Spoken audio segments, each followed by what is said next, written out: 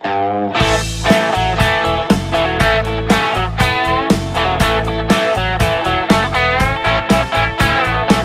នសង្សារមួយ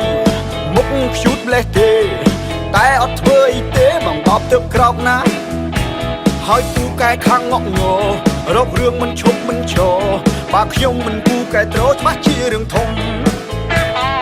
មានសង្សារស្អាតចេះតែទ្រាំទៅតែមករអ៊ូងើប្រាក់តែមិត្តភក្តិណាពួកវាស្ដីអោបខ្ញុំថាម្ដេចឯងមិនឆេងទៅណាខ្វះណាស់ស្រីពេញលោកកាម្ដេចឯងមិនយកណាស់ជួបជីវ៉ាចង់និយាយឲ្យវាច្បាស់ការ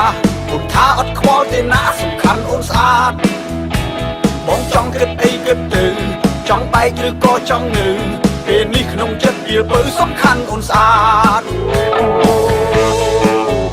ពួកចា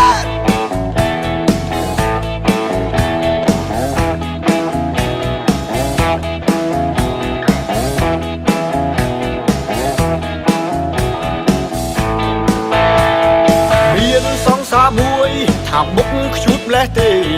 តែអត់ធ្វើអីទេបងតបទើបក្រោកណាហើយពូកែខាងងក់ងរករឿងមិនឈប់មិនឈរបើខ្ញុំមិនពូកែត្រូច្បាស់ជារឿងធំមានសង្សារស្អាតចេះតែទ្រាំទៅតែមករអ៊ូងើប្រាក់តែមិត្តភក្តិណា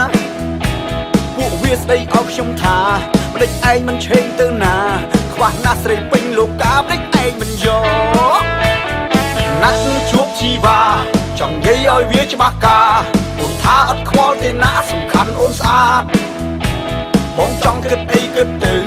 ចង់បែកឬក៏ចង់នៅ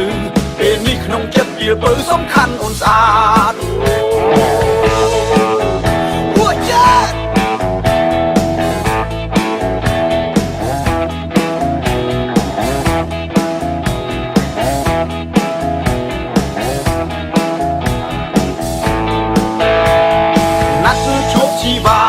ចង់និយាយឲ្យវាច្បាស់ការពុំថាអត់ខ្វល់ទេណាសំខាន់អូនស្អាតបងចង់គិតអីគិតទៅចង់បែកឬក៏ចង់នៅពេលនេះក្នុងចិត្តវាពើសំខាន់អូនស្អាតណាត់ជួបជីវ៉ាចង់និយាយឲ្យវាច្បាស់ការអូនថាអត់ខ្វល់ទេណាសំខាន់អូនស្អាតបងចង់គិតអីគិតទៅចង់បែកឬក៏ចង់នៅពេលនេះក្នុងចិត្តវាពើសំខាន់អូនស្អាត